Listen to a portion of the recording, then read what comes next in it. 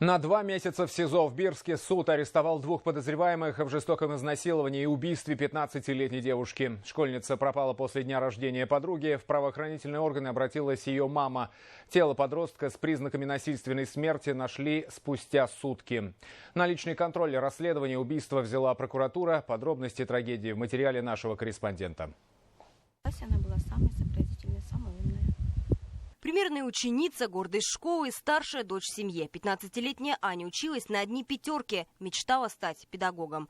О девушке сельчане говорят только хорошее, вспоминая ее как спокойного и домашнего ребенка. Нормальная девка была, хорошая девчонка была, правда, конечно, пух и земля. Хорошая она была девчонка. Такое ничего, она не грубила, ничего, совсем спокойная была, общительная. Так совсем она. Не сказать, что она гулять любила, чего такого вот.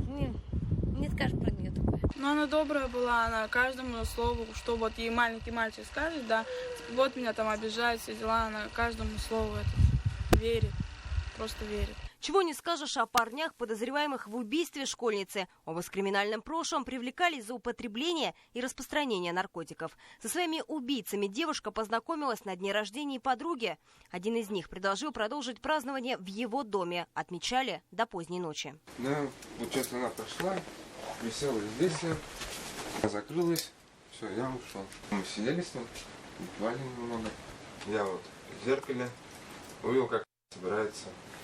Пусть что он говорит, типа, держи ее, пусть никуда не уходит. Вот только попасть домой 15-летней школьнице в тот роковой вечер было не суждено. Ее тело на следующий день нашли в лесополосе. На кадрах, которые опубликовал Следственный комитет, один из подозреваемых буднично и спокойно рассказывает о том, как насиловали, убивали и прятали тело. Скажите, что вас подвигло на этот поступок?